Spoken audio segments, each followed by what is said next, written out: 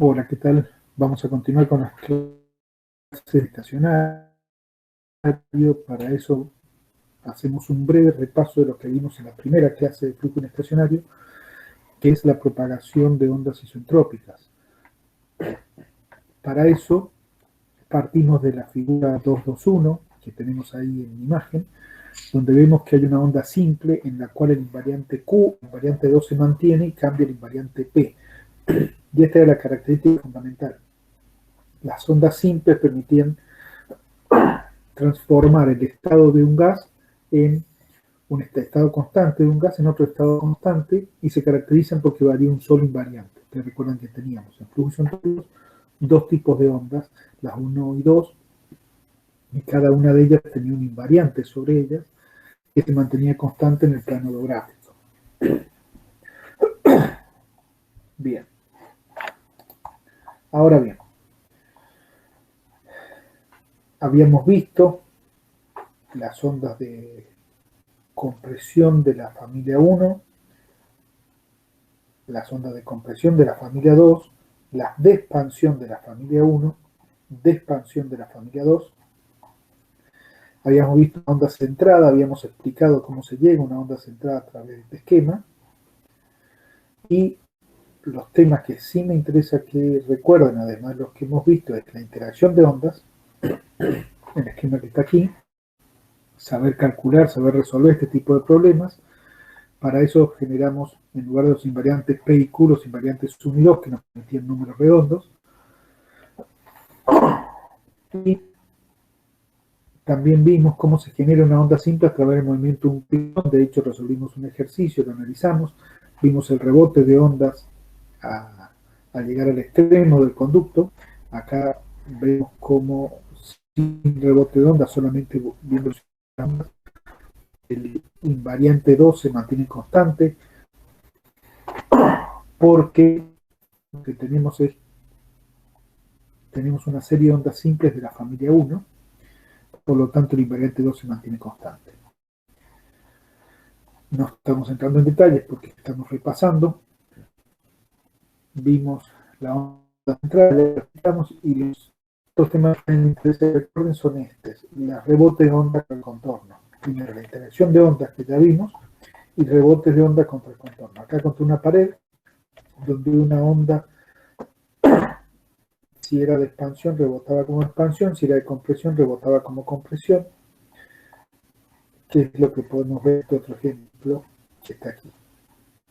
Bien, ahora, el libro luego explica una serie de detalles sobre reducciones de sección o interacción con estados constantes en base a las dificultades del curso y de la no presencialidad del curso y la dificultad que estamos teniendo este semestre.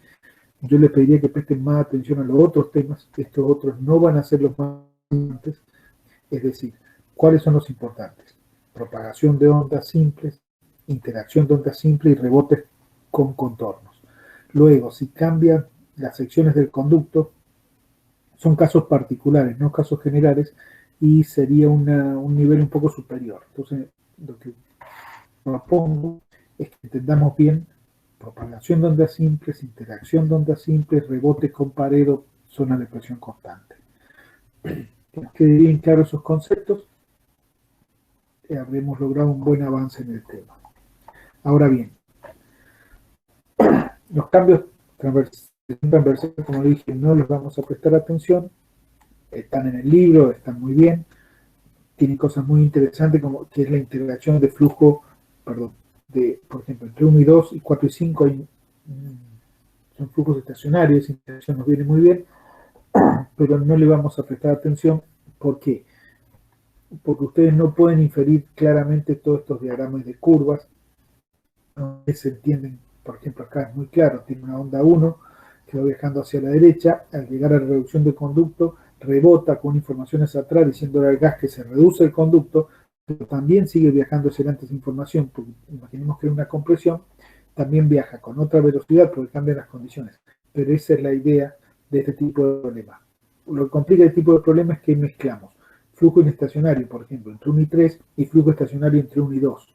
Por eso aparecen este tipo de relaciones que son válidas para flujo estacionario.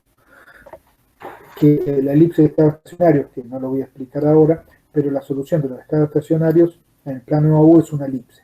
Ahí viene el dicho. Pero vuelvo a repetir, temas que tenemos que saber estas partes: propagación de ondas, interacción de ondas y rebotes con extremos. Ahora vamos a introducir un nuevo concepto que es discontinuidad de contacto. Un detalle, es decir, bueno, el supersónico es distinto al supersónico. Sí, porque al ser subsónico, recuerden que la pendiente de la onda U, de la onda 2, perdón, es U menos A. Pero si tenemos flujo supersónico se transforma en una pendiente positiva. Es decir, el rebote no va hacia la información de que se reduce el conducto, nunca viaja aguas abajo. Bien, ahora queda para tratar de describir todas las características del flujo inestacionario y unidimensional dos ondas más. Ya sabemos que en los gases no solamente existen ondas isentrópicas, existen ondas de choque. Y aparecen otro tipo de ondas que no hemos visto hasta ahora, que son las discontinuidades de contacto. La discontinuidad de contacto es más que una onda que generalmente separa dos estados distintos de gases, e inclusive dos gases distintos, que se han obtenido por una evolución con cambios de entropía o con condiciones iniciales de temperatura o gases distintos. Por ejemplo, tenemos un esquema. La onda más gruesa es la discontinuidad de contacto. Fíjense, tenemos una onda de la familia 1 que va avanzando, cuando llega a la línea de puntos, intersecta, a la línea de trazos, perdón, intersecta a la discontinuidad de contacto, entonces rebota como una onda 2 para decirle al gas que hay una discontinuidad de contacto, y al mismo tiempo sigue avanzando hacia adelante y cambia estamos suponiendo que la onda 1 es de compresión, por lo tanto acelera la discontinuidad. ¿Qué significa esa discontinuidad de contacto? Lo que la va a caracterizar es esto. Fíjense que la discontinuidad separa los estados 1 y 2, 4 y 5. Analicemos el 4 y 5, pero lo mismo sucede en el 1 y 2. Se verifican estas condiciones. La discontinuidad de contacto es una onda que se mueve con la velocidad del gas, del gas en el cual se está propagando. Es decir, la velocidad en 4 y la velocidad en 5 son las mismas y es la misma velocidad que la discontinuidad de contacto. ¿Bien? Ese es un punto importante. 2. Si la discontinuidad de contacto no cambia su velocidad y tiene la misma velocidad que la del gas, significa que no está acelerada con respecto al gas. Si no está acelerada con respecto al gas, significa que la sumatoria de fuerzas que actúan sobre ella es 0. Como la única fuerza que estamos considerando la presión, significa que la presión en 4 y la presión en 5 tienen que ser iguales para no acelerar en la velocidad de la onda. Entonces, la segunda condición está dada por las 2, 4, 2, que la presión a través de la discontinuidad de contacto se mantiene constante. Repito, una discontinuidad de contacto es una onda que separa dos estados constantes que generalmente tienen cambios de temperatura y se generan habitualmente por una condición inicial dada o porque la evolución la evolución, por ejemplo, en este caso sería de la onda 4, de la 2 hasta la 5, tienen un proceso con cambio de entropía distinto, podría ser. Ya vamos a ver ejemplos en la clase que viene, donde aparecen discontinuidad de contacto, y se caracterizan la discontinuidad de contacto por las condiciones 241 y 242, es decir, se propaga con la velocidad del gas en el cual se está moviendo. Por ende, sin aceleración, las fuerzas a ambos lados tienen que ser constantes, eso indica que las presiones son iguales. Esas dos condiciones caracterizan una discontinuidad de contacto. Cuando teníamos una onda compresible, con por ejemplo la familia 1, ¿qué es lo que nos caracterizaba el cambio del gas a través de la característica 1? Que el invariante 2 se mantenía constante. A partir de ahí caracterizamos el cambio del gas a través de esa propiedad. Ahora, un gas es perturbado por una discontinuidad de contacto, se caracteriza por las relaciones, que las velocidades son iguales a ambos lados de la discontinuidad de contacto, o sea, en los dos estados constantes adyacentes a la discontinuidad de contacto, las presiones son iguales. Bien, en el libro está explicado someramente cómo hacer el cálculo, en este caso en este diagrama, pero ya vamos a ver ejercicios con aplicaciones de la misma.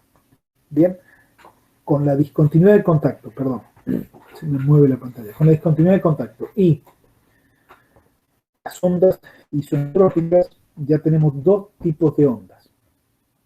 En realidad, para aquellos que hagan dinámica de los gases todos, vamos a ver que la discontinuidad de contacto está asociada con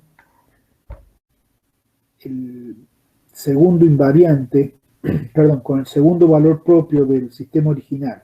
Ustedes recuerdan que en el sistema original de las ecuaciones de Euler eran tres ecuaciones y habíamos encontrado tres valores propios. Uno que era lambda menos u, otro que era, uno que era u menos a, el otro que era u más a, y el del medio que era u. Ustedes recuerden que dijimos que ese lo único que hacía era transmitir cambios de la entropía. Y eso es lo que hace una discontinuidad de contacto, transmite cambios de la entropía. Por lo tanto, está relacionada con ese invariante. ¿Y ese invariante qué pendiente tenía? U, la velocidad del gas, que es lo que estamos diciendo acá. La velocidad del gas. La velocidad del gas en 4 y en 5 es igual a la velocidad del gas, perdón, es igual a la velocidad de la onda, en este caso, la discontinuidad de contacto. Matemáticamente, la discontinuidad de contacto es una onda que tiene un campo asociado linealmente degenerado, a diferencia de las ondas de choque o de las ondas isentrópicas, donde el campo es genuinamente no lineal. Eso genera una estructura matemática algo distinto, pero que no la vamos a ver en el curso, solamente se lo comento por si lo leen por ahí en algún libro. Repasando, esta nueva onda se caracteriza porque las presiones y las velocidades no cambian a través de ella y está relacionada con el segundo valor propio del sistema original de las ecuaciones de Euler inestacionarias unidimensionales. Ahora, a partir del siguiente video, vamos a introducir el tercer tipo de ondas, que son ondas de choque, y a partir de ahí vamos a poder encontrar soluciones distintas a las que tenemos hasta ahora. Muy bien, vamos a continuar con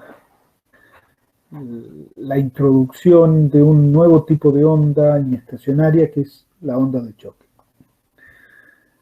Ustedes ya conocen el concepto de onda de choque, que es una discontinuidad a través del cual las variables cambian en forma discontinua. Y aquí, al igual que lo que teníamos ondas isentrópicas, que se propagan, transmitiendo información, vimos que también aparecían discontinuidad de contacto. Ahora aparece un tercer tipo de onda, que es la onda de choque. La principal diferencia de la onda de choque con las ondas isentrópicas es que el cambio que sufre el gas a través de la onda de choque es un proceso no isentrópico, es decir, la entropía crece. ¿Cómo se va a formar la onda de choque? De la misma forma o con el mismo concepto de atrás que habíamos visto en el capítulo 2, hace unas clases atrás, en el cual una onda de choque, se forma por la superposición de infinitas ondas continuas de compresión. Es decir, cada onda continua de compresión produce un cambio infinitesimal en la presión. Pero si uno suma infinitesimales, tiende a un valor discreto, ya no infinitesimal, y ese valor discreto va a ser el salto de presión a través de la onda de choque, como se indica en la parte de la figura A que estamos viendo. Fíjense que en ese caso solamente tenemos, para poder graficar, tres características de la familia 1, que como van convergiendo por ser de compresión, se van reforzando cada vez que se va convergiendo una sobre la otra y aumentando el salto de presión. Eso lo podemos ver acá en la figura B. Ahí estamos viendo cómo cambia la presión primero para la línea de trazo más baja, más próxima a la figura A, nos corresponde, lamentablemente no sé por qué el sistema no me capta el mouse, entonces no puedo indicar claramente, pero corresponde con la curva continua, con la línea continua de la figura P oscura más a la izquierda. Luego, la segunda línea de trazos en la figura A corresponde con la segunda línea continua, la segunda línea, sí, continua, no de trazo, sino en un trazo continuo del cambio de presión.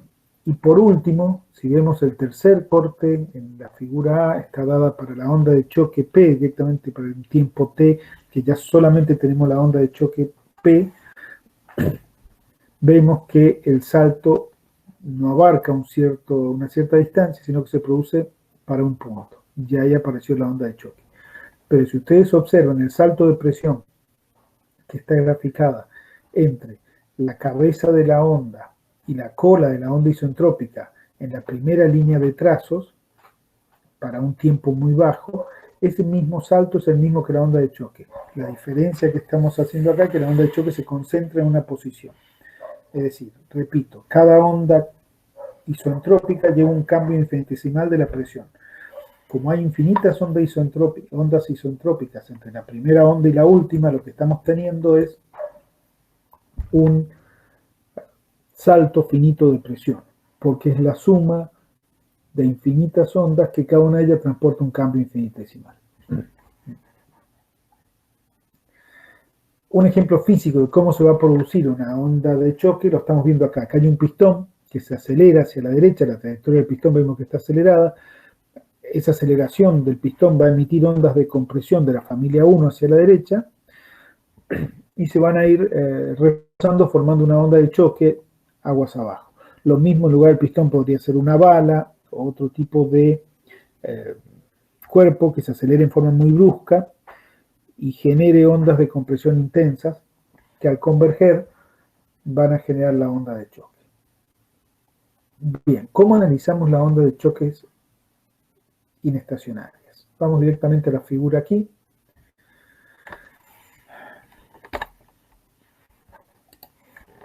Si ustedes observan esta figura, lo que estamos teniendo es lo siguiente. Acá, a diferencia del caso estacionario, la onda de choque estacionaria, acá tenemos movimiento de la onda de choque con respecto al gas, del gas con respecto a la onda de choque, hay velocidades relativas, y además con respecto a nosotros que somos un observador externo. Bien. De todas formas, vamos a considerar que las velocidades se mantienen constantes en el tiempo. Entonces, tanto nosotros, o la onda de choque, o el gas, somos todos sistemas inerciales de referencia uno con respecto a otro. ¿Se acuerdan que no es un sistema inercial de referencia? Es un sistema que tiene movimiento rectilíneo uniforme con respecto al otro. Es decir, dos sistemas de referencia, que cada uno se mueve con movimiento rectilíneo uniforme con respecto al otro, las leyes de la física no cambian. Se expresan por las mismas ecuaciones. Entonces, lo que vamos a hacer ahora es vamos a analizar cómo podemos representar de forma más simple estos movimientos relativos entre la onda de choque y el gas. Por más que nosotros somos el observador, estamos viendo que, miren la figura A, U1 indica la velocidad del gas delante de la onda, U2 la velocidad del gas detrás de la onda de choque. Pero U(S) es la velocidad de la onda de choque, todo medido con respecto a observadores externos, que en este caso seríamos nosotros. Bien, la velocidad de U(S), nosotros vamos a ver que como es más rápida la onda de choque que el gas delante de ella se lo va alcanzando, lo va superando, lo que tenemos es que la velocidad U(S) va a tener la velocidad U(1) del gas más la velocidad W. La velocidad W es la velocidad relativa de la onda de choque con respecto al gas. En realidad, esa velocidad relativa es lo que va a sentir el gas. Bien. Para simplificar el esquema, lo que nos conviene es dejar la onda de choque en reposo. ¿Cómo hacemos eso?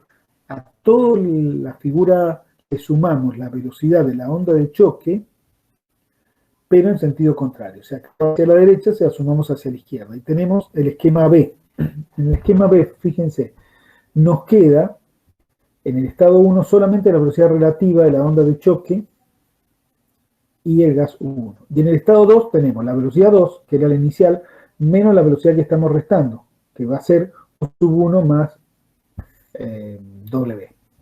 Bien, ahí lo hemos puesto en valor absoluto, pero la flecha indica la dirección que va a tener. Si vemos la figura B, es lo que teníamos, cuando estudiamos en el capítulo 2, ondas de choque recto, estacionaria. Teníamos una onda de choque estacionaria en reposo con velocidades del gas delante y detrás de ella. Es decir, una vez que hacemos eso, esta transformación desde A hasta B, podemos aplicar las mismas ecuaciones que vimos en el capítulo 2 o las tablas de choque recto. El problema es hacerlo bien, esta transformación. Ahora, fíjense que la transformación es solamente cinemática. No hay cambios en la presión, temperaturas, etc. Como cambian las velocidades, no cambian las variables que no sean cinemáticas. Por lo tanto, el salto de presiones, de temperatura o del resto de las variables va a ser lo mismo en el esquema A, o van a ser iguales en el esquema A que en el esquema B.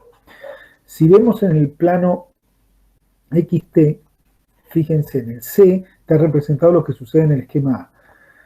Tenemos una onda de choque que viaja hacia la derecha, la línea de trazos es la velocidad del gas, o la trayectoria de un volumen elemental pequeño del gas.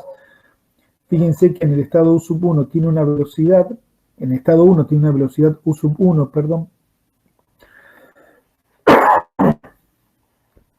indicada por la pendiente de la línea de trazos en el estado 1, y en el estado 2 la velocidad es mayor. ¿Por qué? Porque la onda de choque es una onda de compresión, y como está viajando hacia la derecha, comprime al gas hacia la derecha, por lo tanto aumenta la velocidad detrás de él.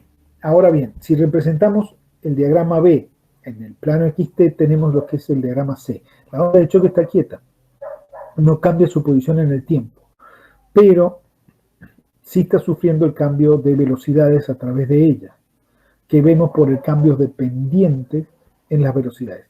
Fíjense que las velocidades en este caso están viajando hacia la izquierda y en el otro caso, en la figura C, hacia la derecha. Esto se debe al cambio cinemático que hemos hecho en transformar la figura A en la figura B.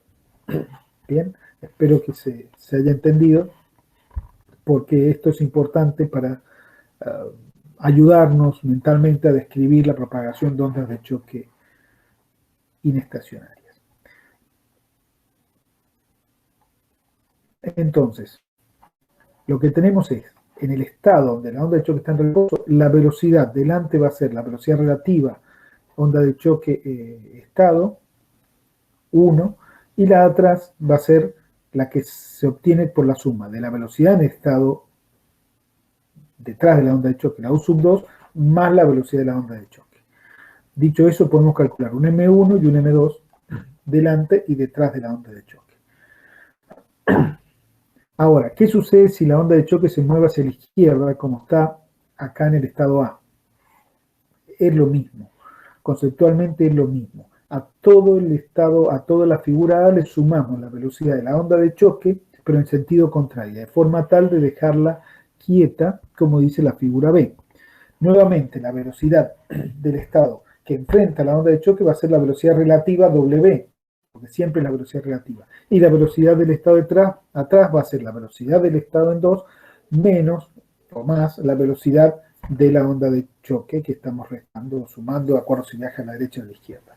Nuevamente la figura C nos indica qué es lo que estaba pasando en el estado en la figura A. La onda de choque, fíjense que viajan hacia la izquierda. Uno lo ve claramente por la pendiente negativa que tiene. Hemos supuesto que la velocidad U1 es positiva, es decir, el gas frente a la onda de choque viajaba con una cierta velocidad hacia la derecha, indicada por la pendiente que tiene. Lo que observamos es que tiene una velocidad relativamente alta y que la velocidad en el estado 2 es menor que en el estado 1. Lo vemos porque la pendiente cambió y recorre menos distancia en el mismo tiempo. ¿Por qué? Porque dijimos que la onda de choque de compresión se está desplazando hacia la izquierda y lo que le está diciendo al gas que se mueva hacia la izquierda. Entonces, de alguna forma, está disminuyendo la velocidad del estado 1, transformando una velocidad menor en el estado 2. La figura B nos representa qué es lo que pasa en la figura B. Bueno, en el estado 1 teníamos una cierta velocidad hacia la derecha. Al toparse con la onda de choque, porque ahora está en reposo, está en una posición permanente, cambia la velocidad en el estado 2. Bien. Conceptualmente es lo mismo que lo que vimos en las otras figuras, pero es importante describir que acá vamos a tener ondas de choque izquierdas y ondas de choque derechas, de acuerdo a la dirección que viajen. Una vez que tenemos las figuras B en ambos casos, podemos aplicar la tabla de choque recto o ecuaciones que vamos a describir ahora que nos permiten una flexibilidad. ¿Qué ecuaciones usamos para describir lo que sucede a través de una onda de choque? Continuidad, que es la que está acá. Fíjense que está planteada ya en el estado con la onda de choque en reposo. Cantidad de movimiento, que es la 6,6. Y energía, que es la 6,7. Además, vamos a considerar el concepto de entalpía, de velocidad del sonido, la ecuación de estado de gases constante y la relación entre Cp, gamma y R. Con esas relaciones podemos encontrar, vamos a ir directamente a estas 4 ecuaciones que están acá, manipulando, repito, la conservación de la masa, conservación de la cantidad de movimiento y conservación de la energía. Encontramos la ecuación 6,15, 6,16 y 6,17 y la 6,18, a ver si entran todas en una. La 6,15, 16, 17 y 18. La 6,15 nos está dando el salto de velocidades a través de la onda de choque. Fíjense que aparecen 2 signos, más y menos. El signo más es para la onda de choque que viaja hacia la derecha, el signo menos para la onda de choque que viaja hacia la izquierda. La 16 nos da el salto de velocidad del sonido y la 17 el salto de densidades. Por último, el salto de presiones está dado en la 18.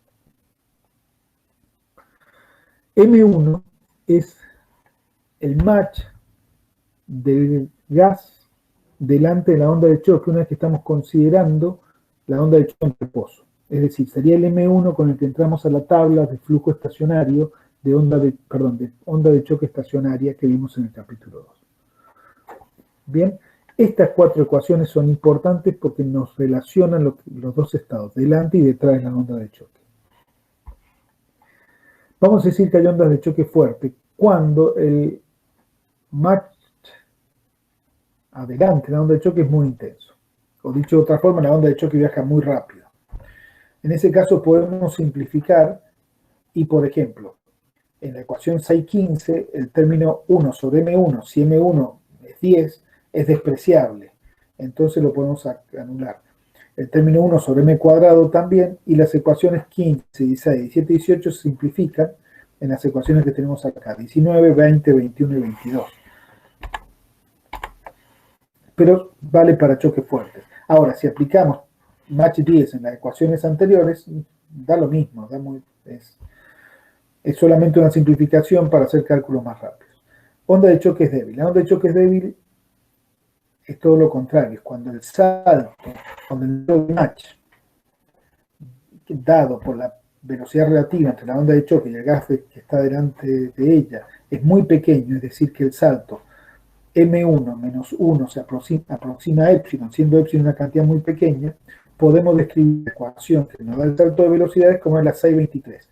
Si ustedes hacen un pequeño cálculo, ahí dice la expansión en serie de Taylor, que es una técnica de perturbación, pero si quieren hacerlo más fácil, directamente lo que está entre corchetes lo solucionan y cuando lo expandan, lo solucionen, van a encontrar que les va a dar igual a epsilon más paréntesis 2 más epsilon dividido 1 más epsilon. Como epsilon es muy pequeño, eso lo podemos aproximar como 2 epsilon. Y es lo que termina resultando en la aproximación que está en el lado derecho, que es 4 sobre gamma menos 1 más epsilon. ¿Qué era epsilon? M1 menos 1. ¿Qué es lo que nos está diciendo esto? Bien, que si la onda de choque es muy débil, se propaga con una velocidad muy baja con respecto a la velocidad del gas delante del choque, podemos simplificar las ecuaciones y escribirlas como la 23 y usar estas ecuaciones en lugar de las originales, usar la 23, la 24, la 25 y la 26. Ahora bien, si manipulamos un poco esas ecuaciones, vamos a llegar de la 627 y la 628, fíjense, llegamos a esta relación que está acá, que el cambio entre la velocidad del sonido y la velocidad U es igual a más menos gamma menos 1 sobre 2, más en el caso que la onda de choque vaya hacia la derecha y menos en el caso que la onda de choque viaje hacia la izquierda. ¿Qué nos está diciendo eso? Nos está diciendo que cuando la onda de choque es débil, es muy pequeña, se aproxima a una onda isentrópica. Lo mismo que sucedía en flujo estacionario. Bien, porque recuerden que gamma menos 1 sobre 2 son las pendientes de las curvas características. Y lo que nos está diciendo es que los invariantes P y Q se aproximan a 0. Por lo tanto, lo mismo que sucedía para una onda de choque estacionario está sucediendo acá. El match de la onda de choque con respecto al estado que está delante es muy débil, es muy bajo, muy próximo a 1, se aproxima a una onda estacionaria. Ya lo vamos a ver eso en el nuevo concepto que es la polar de choque generalizada. Ustedes recuerden que nosotros teníamos en las ondas isentrópicas el plano físico, que era XT, y el plano odógrafo, que era UA. Bien, nos interesa mucho la evolución de las ondas de choque, de los estados que son perturbados por ondas de choque, definiéndolo en función de las velocidades y la velocidad del sonido, para poder tener tanto en un diagrama odógrafo lo que sucede con ondas isentrópicas y ondas de choque al mismo tiempo. Bien, la polar de choque generalizada sale de usar la ecuación que nos da el salto de velocidades y el salto de velocidad del sonido, evaluarlas para distintos números de match y graficarlos. Y tenemos lo que está acá. El match, la rama izquierda para valores negativos es para ondas de choque que viajan hacia la izquierda. Y la rama derecha para ondas de choque que viajan hacia la derecha. Fíjense que el salto en velocidad del sonido comienza en 1, y a medida que el match aumenta, nos estamos alejando del eje vertical, como indican las flechas. ¿Bien?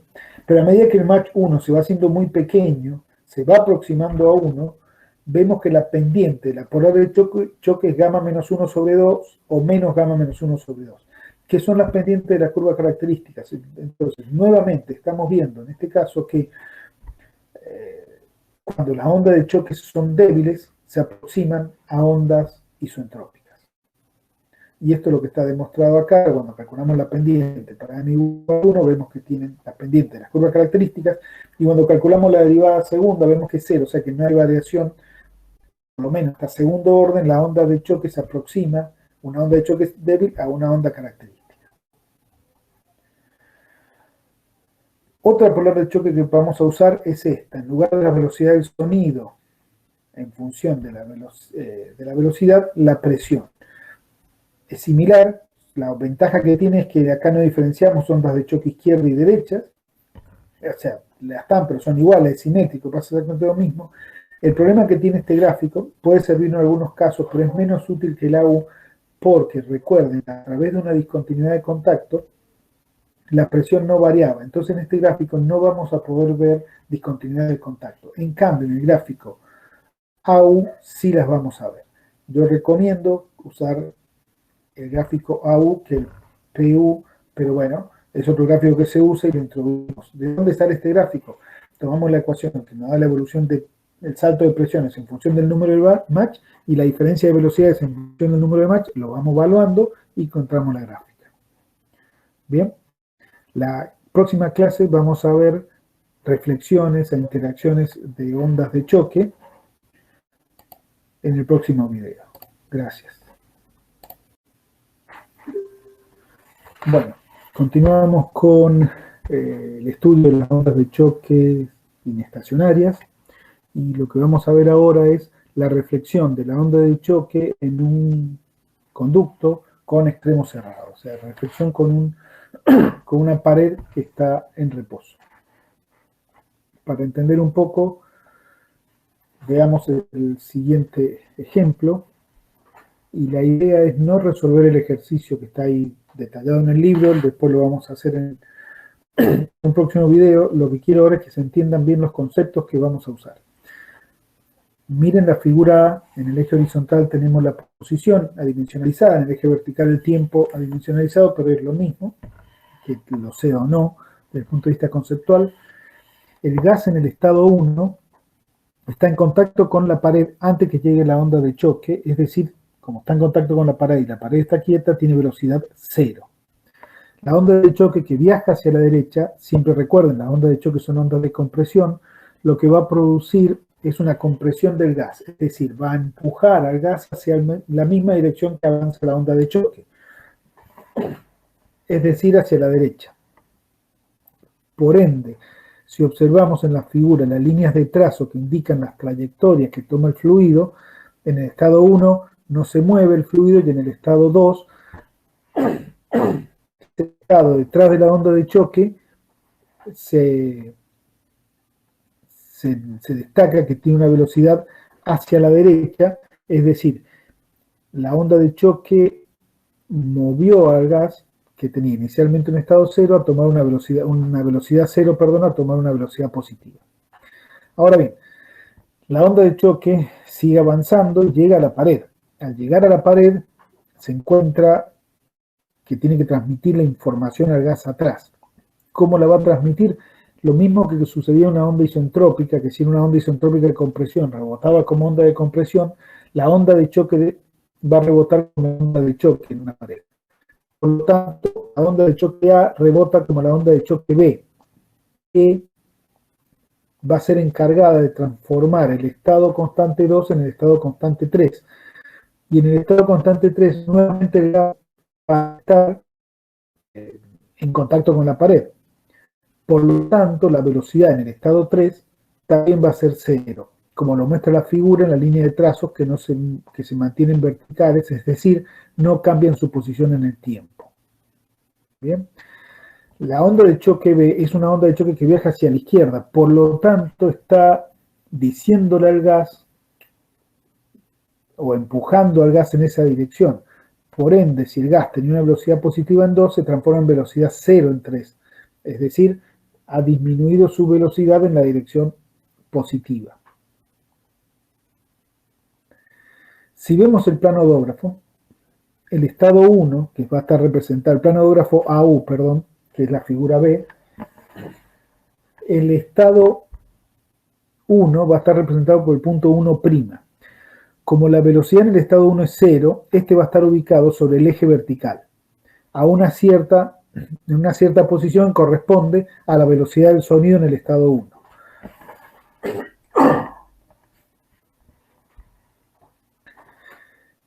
El estado 1 es perturbado o es transformado por una onda de choque, la A, hacia el estado 2.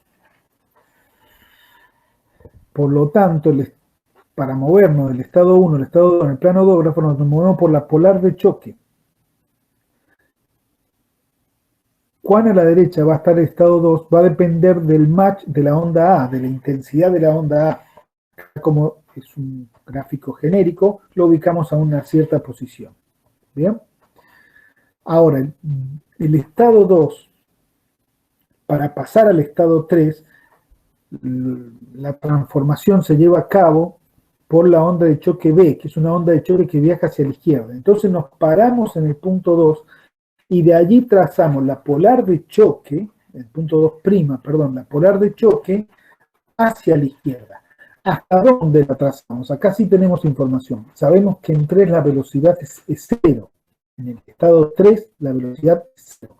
Por lo tanto, vamos a trazar la polar de choque hasta que intersecta al eje vertical, es decir, al eje U igual 0. Y allí va a estar el punto 3'. Bien, de forma similar al plano PU, no hay ninguna diferencia conceptual, es similar al estado A porque no aparecen discontinuidades de contacto. ¿Se entendió? Repito, una onda de choque que rebota con una pared rebota como onda de choque. Un detalle que es muy importante es que la presión que sufre la pared por la onda de choque incidente en realidad es mayor que el aumento de presión que produce la onda de choque incidente. Veamos. El estado 1 cambia el estado 2 a través de la onda de choque A. Por lo tanto, la presión en el estado 2, dividida o restada, como quieran, el aumento de presión en el estado 2 va a estar dado referido al estado 1. Si ustedes calculan P sub 2 es mayor que P sub 1 y Mientras más intensa sea, mayor va a ser P sub 2 con respecto a P sub 1. Pero no siente P sub 2, siente P sub 3. Y P sub 3 es mayor que P sub 2 porque aparece una nueva onda de... Por lo tanto, la presión que siente una pared cuando impacta una onda de choque no es el salto de presiones que produce la onda de choque, sino es el salto de presiones que produce la onda de choque más... Por lo tanto, si ustedes generan cualquier dispositivo que genere una onda de choque contra una estructura, la estructura tiene que estar preparada para soportar el doble aumento de presión. Si no, puede ser perjudicial. Bien, esto casi suele decir en cierta broma que hicimos serios de los efectos de explosiones sobre estructuras, lo seguimos haciendo, y la estructura, si ustedes quieren diseñar una estructura resistente a explosiones, una explosión va a generar una onda de choque, tiene que ser tal que soporte el rebote de la onda, no solamente el cambio de presión por la onda incidente. ¿Dón' vemos ese doble aumento de presión? Perdón, fíjense, en el estado inicial 1 tenemos una presión en el estado 1' en el diagrama PU, en el diagrama C. La presión luego de la onda de choque es el 2', pero la presión que va a sentir la pared es 3', que es mayor claramente que el aumento de presión producido por la onda incidente. Ahora bien, veamos el otro ejemplo, que es, hay una onda de choque que viaja hacia el extremo de un conducto, pero el conducto está abierto, por ejemplo la atmósfera, entonces tiene una presión constante. Como lo que está en el diagrama A, es el plano del problema, el plano TX, o en este caso zeta tau, porque está dimensionalizado, pero es similar. Nuevamente tenemos una onda de choque que produce un cambio del estado 1 al estado 2. Estamos suponiendo que inicialmente el gas está en reposo en 1, podría darlo, pero acá aceptamos que está en reposo. En forma similar a lo que sucedía recién, la onda de choque incidente empuja el gas hacia la salida, aumentando su velocidad, tal como por la línea de trazo, que es la trayectoria del gas, en el estado 2, que tiene una pendiente positiva, por lo tanto, el gas que inicialmente en reposo comienza a moverse hacia la derecha. El dato que nosotros sabemos es que en la sección 3, la presión debe ser igual, en la zona 3, perdón, la presión debe ser igual en la zona 1. ¿Por qué? Porque el gas en la zona 1 está en contacto con la presión atmosférica de descarga, o la presión de descarga que sea, perdón, y en la zona 3 sucede exactamente lo mismo. Por lo tanto, la única forma que la presión baje es que la onda de choque rebote como onda de expansión.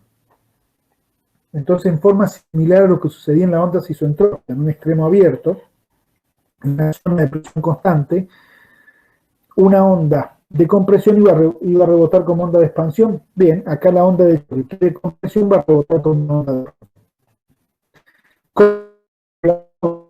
Lo vemos de la siguiente manera. El punto 1' es similar al que teníamos en el ejemplo anterior, tiene velocidad 0, por lo tanto está sobre el eje U igual 0. Fíjense que solamente graficamos el PU, en este diagrama odógrafo PU, para que quede bien en evidencia que P en 1 es igual a P en 3. De 1 a 2, el gas es perturbado por una polar de choque que viaja hacia la derecha.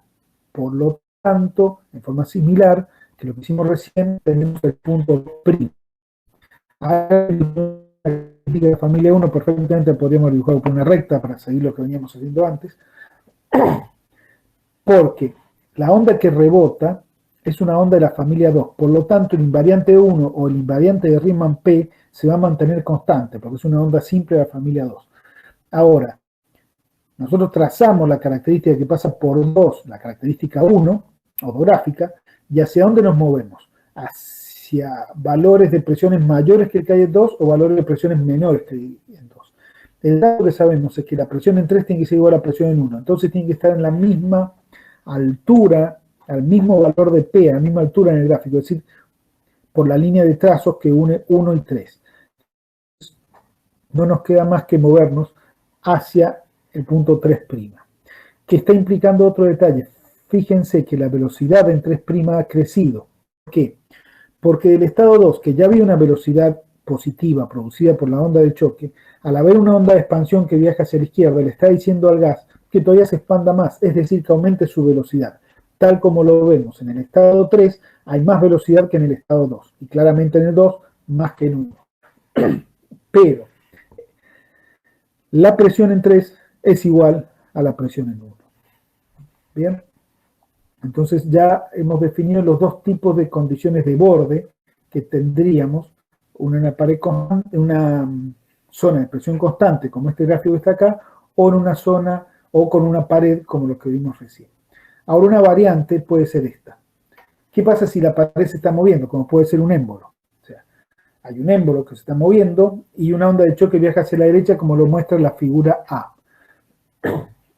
La figura A es el plano XT o citatado dimensional, y la figura B es el planodógrafo AU.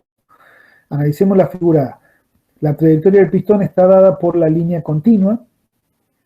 La onda de choque A viaja hacia la derecha. El gas en el estado 1 tiene la velocidad del pistón porque está en contacto con el pistón. Por lo tanto, la línea de trazos que indica la velocidad en 1 paralela a la trayectoria del pistón en 1.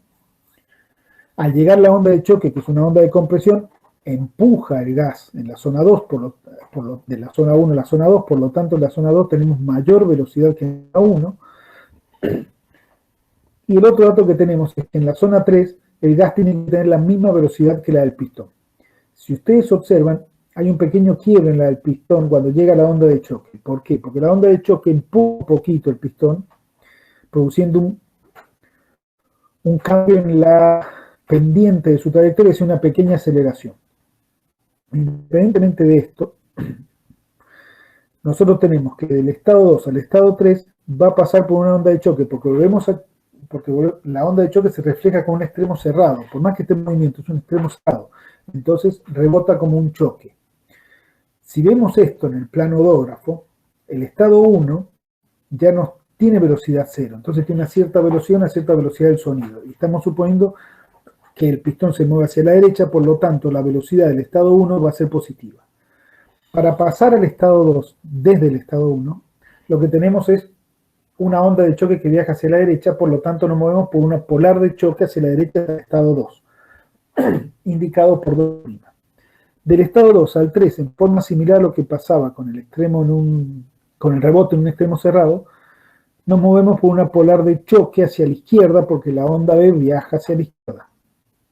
Ahora, la velocidad en 3 va a ser mayor que en 1 porque la onda de choque aceleró el pistón un poco. Por lo tanto, el punto 3 no va a estar sobre la vertical del punto 1, que correspondería a que el pistón ha mantenido su velocidad, sino va a estar un poco más hacia la derecha. No sabemos cuánto porque dependerán de los valores iniciales de velocidad del pistón, intensidad de la onda de choque, etc.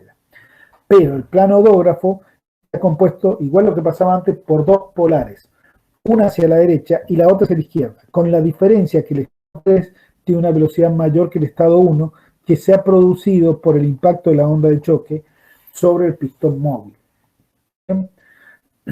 El diagrama PU sería similar a, por supuesto, con otros valores, pero sería similar. Los temas que vienen, que son etcétera, el tema que vamos a escribir ahora es intersección de ondas de choque, y el resto de los temas lo vamos a dejar para la siguiente clase porque es mejor que abordemos claramente lo que hemos visto hasta ahora. ¿Qué sería la intersección de ondas de choque? Miremos el plano físico que tenemos acá en el gráfico A. El eje horizontal es la posición adimensional, el eje vertical es el tiempo dimensional, pero vuelvo a repetir, pueden no serlo dimensional y eso no cambia un gráfico conceptual como el que tenemos acá. Tenemos una onda de choque A que viaja hacia la derecha y una onda de choque B que viajan hacia la izquierda. Ambas enfrentan, o sea, el estado que tienen delante sin perturbar es el estado 1 que hemos supuesto que tiene velocidad 0 inicialmente. Bien, perdón. Que tiene velocidad 0. Vamos a achicar un poco, a ver si entra todo en la misma pantalla.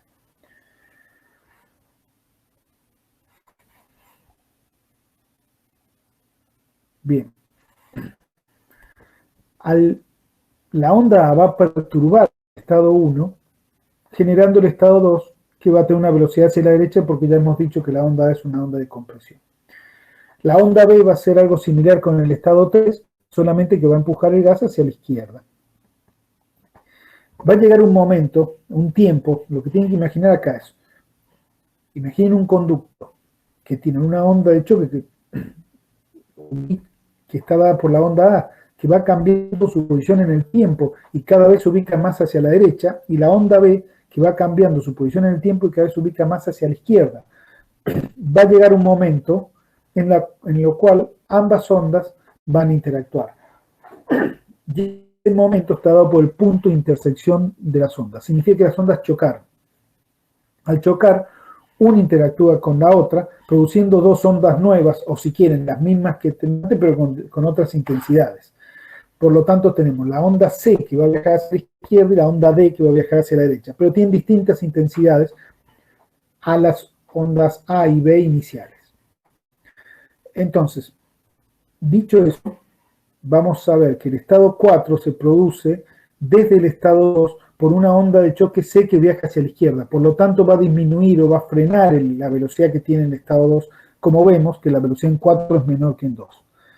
De 3 a 5 sucede algo similar, solamente que la onda D viaja hacia la derecha, por lo tanto va a empujar el gas hacia la derecha, y como el gas se movía hacia la izquierda, terminaron moviéndose con menor velocidad hacia la izquierda o con velocidad hacia la derecha. Eso en principio no lo sabemos porque dependen de las intensidades de las ondas iniciales. Pero ven en el medio, ustedes dirían, bueno, hay toda una zona entre la onda C y la onda D, sin embargo hemos dividido en dos zonas. Y lo que aparece en el medio es una discontinuidad de contacto. ¿Y por qué lo que aparece en el medio es una discontinuidad de contacto? Bien, el estado original del cual parten el proceso que termina en 4 y el proceso que termina en 5 es el estado 1. Solamente el proceso que termina en 4 atravesó la onda de choque A y luego la onda de choque C. La onda de choque A produjo un aumento de entropía y la onda de choque C produjo otro aumento de entropía. Pero para el estado 1 llegar al estado 5 atravesó la onda de choque B y luego la onda de choque D. La onda B produjo un aumento de entropía y la onda D produjo otro aumento de entropía. Por lo tanto, esos aumentos de entropías no son iguales, no tienen que ser iguales que los aumentos de entropía que se produjeron de 1 a 4. La única forma que fueran iguales es que las ondas A y B tuvieran exactamente las mismas intensidades y el diagrama fuera absolutamente simétrico. En ese caso, la onda 4 y 5, la velocidad también sería, en las zonas 4 y 5 la velocidad sería 0. Pero no es el caso que tenemos acá. Vemos que la discontinuidad de contacto tiene una velocidad más baja que las ondas de choque, pero tiene una velocidad. Y lo que está significando es que la evolución entrópica de 1 a 4 es distinta que de 1 a 5. Como es distinta, ese salto de entropía va a quedar plasmado, va a quedar expuesto por una discontinuidad de contacto. Que como ven, la discontinuidad de contacto se mueve a la misma velocidad que el gas en 4 y en 5, como habíamos dicho antes. Es decir, la velocidad en 4 es igual a la velocidad en 5 y la presión en 4 va a ser igual a la presión en 5. Y esa discontinuidad de contacto nos va a dar cambios del gas, en la entropía del gas, en la temperatura del gas, en la densidad, pero no en la presión y la velocidad. Bien, acá es un ejemplo cómo nace una discontinuidad de contacto, porque los procesos siguen distintas evoluciones entrópicas. Es decir, la entropía desde 1 de 1 a 4 y el cambio es distinto que el cambio de entropía de 1 a 5. Si vemos los planos odógrafos, veamos primero el PU, que es el diagrama B. El estado 1 está en reposo, es decir, tiene una cierta presión, pero la velocidad inicial es 0, por eso está sobre el eje vertical. El estado 2 se obtiene desde el estado 1 por una polar de choque que va hacia la derecha. Bien, y el estado 3 desde el estado 1 por una polar de choque que va hacia la izquierda. Ahora bien, el estado 4 se obtiene desde el estado 2 por una polar de choque que viaja hacia la izquierda. según el gráfico, la pendiente de la trayectoria en 4 es positiva, por lo tanto la velocidad en 4 va a ser positiva y no va a estar sobre el eje u igual 0 o para valores u negativos. Bien, ahora de 3 a 5 nos movemos por una polar de choque a la derecha. Fíjense que esa polar nace en 3 y llega hasta ¿dónde? Hasta 5.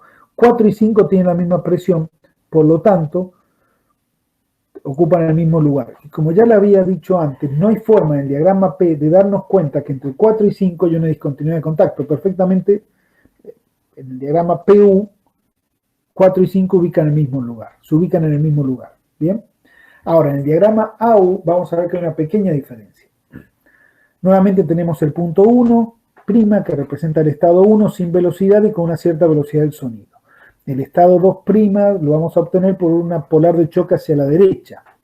Y el estado 4', desde 2 nos posicionamos en 2 y nace una polar de choque que llega hasta 4'.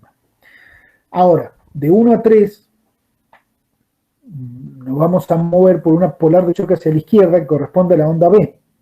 Y de 3 a 5 por una polar de choque hacia la derecha que nace en 3 que corresponde a la onda B. Ahora, 5 y 4 van a tener distintas velocidades del sonido porque tienen distintas temperaturas. Y como tienen distintas temperaturas, fíjense que las dos están ubicadas para la misma velocidad, pero distintas velocidades del sonido. Por eso el diagrama AU es más completo que el PU porque permite capturar la discontinuidad de contacto que aparece entre 4 y 5. Bien. Bueno, con esto terminaríamos este video. El próximo que va a ir a la próxima clase van a ser muchas más aplicaciones. Terminaríamos en la próxima clase con flujo inestacionario y ahora para terminar la clase presente vamos a grabar un nuevo video donde analizamos un par de problemas que tienen en la guía de práctico. Como ya les dije antes, cualquier duda me escriben, se comunican de alguna forma, yo trato de respondérselas por email, podemos hacer una conexión por Google Meet, o sea, estoy a disposición de ustedes para tratar de solucionar las dudas. Entiendo que el tema es difícil, entiendo también, para mí es difícil dar clases así, no es lo mismo ver las caras de ustedes, generar movimiento, dibujar, etcétera, poder comunicarme mucho mejor de lo que estamos haciéndolo por estos medios. Estas grabaciones tratan de ser una guía, son los temas más importantes, como trato de explicarles, bueno, pongan énfasis en esto y no tanto en estos otros temas, porque quiero que esos temas sí los aprendan. Dicho eso, el resto del esfuerzo lamentablemente tienen que ponerlo ustedes, estudiando, le estamos tratando de dar todo el material, pero insisto, no me molestan las preguntas, por favor, escríbanme, yo trataré de responderles y si no, intentaremos comunicarnos por Google Meet o inclusive les hablo por teléfono para tratar de responderles las dudas. Pero no se queden con dudas. Estamos a disposición para tratar de solucionarlas. Gracias.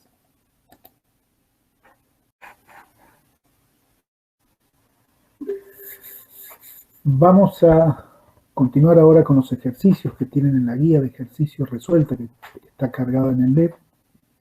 Ya habíamos hecho el ejercicio 1 en la clase pasada. El ejercicio 2 es el que están viendo ahora en pantalla. Es muy simple, es directamente aplicar las ecuaciones 15, 16, 17 y 18, solamente para que se habitúen a ellas y entiendan un poco, pero es muy simple, creo que no va a dar ningún problema. Así que vamos a pasar a ejercicios menos didácticos, o bueno, un poco más reales, que es como que está acá, que nos está indicando un problema de un caso que ya vimos recién en uno de los videos anteriores y que está en el libro, pero resuelto completo lo vamos a analizar con números para entender un poco mejor el fenómeno. Es una onda de choque que viaja a la derecha y rebota en una pared. Bien, como habíamos visto antes, el estado 1 tiene que estar en reposo porque está en contacto con la pared, igual que el estado 3. La onda incidente la llamamos A, la onda que rebota la llamamos B, y el plano XT, el plano físico, queda dividido en 3 estados constantes. 1, 2 y 3 separados por la onda de choques A y B.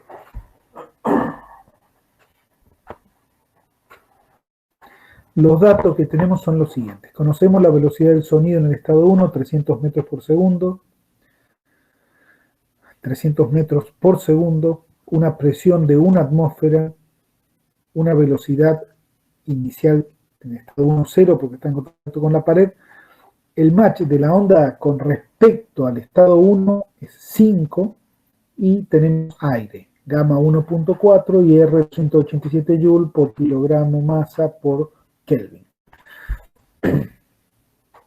Entonces, bien, vamos a resolver el problema. ¿Qué es lo que hacemos primero? Un dato interesante es saber realmente cuál es la velocidad relativa entre la onda A y el estado 1, la velocidad W. Tenemos el match relativo, que es el match A1, que vale 5, y lo multiplicamos por la velocidad de sonido en 1, que es 300, y nos da que la velocidad de la onda es de 1500 metros por segundo. Calculemos la zona 2. A ver, veamos ahí la zona 2. ¿Qué es lo que está sucediendo en la zona 2? ¿O cómo hacemos para pasar de la 1 a la 2? Bueno, tenemos una onda de choque que viaja hacia la derecha. Por lo tanto, vamos a usar las ecuaciones 15, 16, 17, las 6.15, 6.16, 6.17 y 6.18, libro que está en la página 59 del segundo tomo, ¿cierto? Donde nos da la 6.15, nos va a dar el salto de velocidades, que es la que tenemos acá indicada en la página. Es decir, el salto de velocidad entre el estado 1 y el estado 2 va a depender de la intensidad de la onda A, perdón. Conocemos cuánto vale el match de la onda con respecto al estado 1, es solamente evaluarlo, y lo que nos va a dar es que la U2 va a ser 4 veces la velocidad del sonido en 1. Recuerden que U sub 1 vale 0. Entonces nos va directamente U sub 2 sobre A1 da igual a 4, y de ahí podemos calcular U sub 2, que nos da 1200 metros por segundo. Ahora bien, ¿cómo calculamos el salto de velocidad del sonido? Bueno, ocupamos la ecuación 6.16.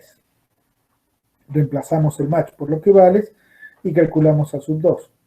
El salto de presiones, usamos la 6.18 y calculamos la presión. Miren, esto es muy interesante para que tengan idea de los saltos que estamos hablando. La presión en el estado 1 era 1 atmósfera. La presión en el estado 2, 29 atmósferas.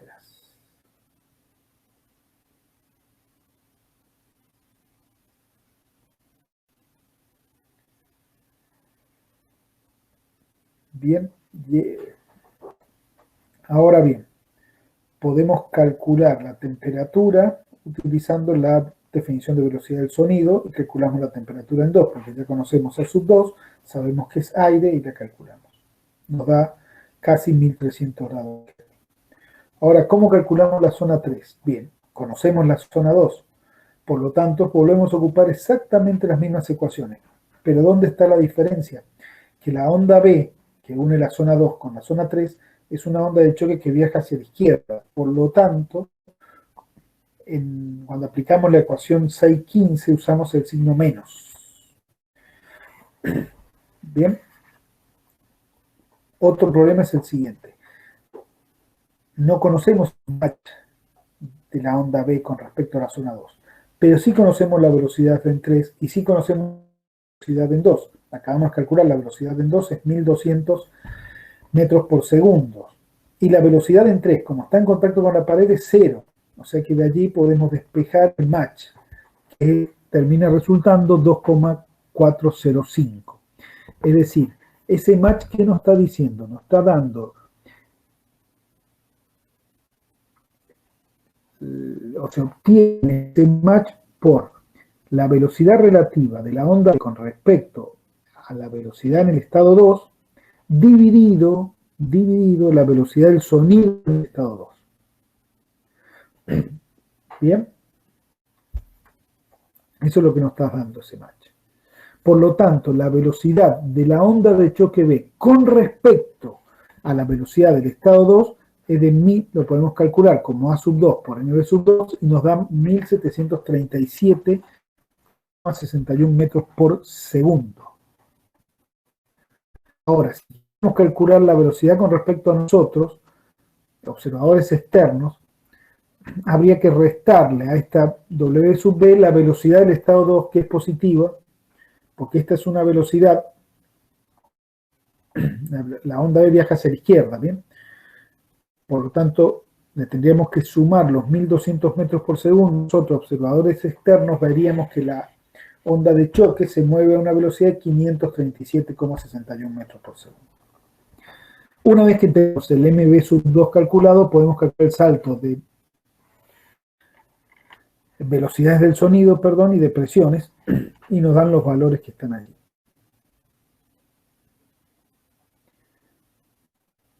Otra vez, usando la velocidad del sonido, calculamos la temperatura.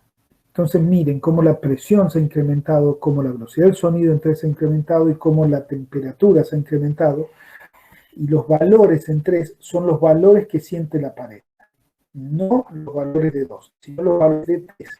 Por lo tanto, vuelvo a insistir con esto, el efecto que sufre la estructura es el efecto de dos ondas, la incidente más la reflejada. El planodógrafo es el mismo que analizamos en el video anterior. Conocemos la velocidad en unos que es 0, conocemos la velocidad del sonido, por lo tanto podemos ubicar el punto 1' sobre el eje U igual 0. Para el punto 2' nos movemos por una polar de choque hacia la derecha, tenemos el punto 2', y el punto 3' volvemos a tener velocidad 0 y se une con el punto 2 por una polar de choque hacia la izquierda, que es el planodógrafo que tenemos ahí. Bien. Este ejemplo es para que vean una aplicación ya con números calculados de un rebote de onda. La clase que viene vamos a dedicar todas las aplicaciones, primero vamos a terminar las aplicaciones que están en el libro y luego los 3 problemas que nos quedan de la guía de trabajos prácticos, y terminaríamos las clases de estacionario. Así todos vamos a tener tiempo de repasos, probablemente, porque no van a estar las jornadas, podremos tener clases de repaso. Pero vuelvo a insistirles algo fundamental.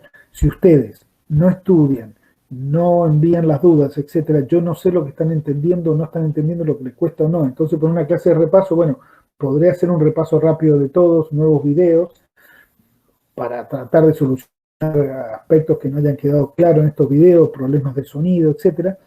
Pero si ustedes me van pasando las dudas, yo puedo ir contestándoselas individualmente o inclusive en un video grupal para todos, así van viendo las respuestas.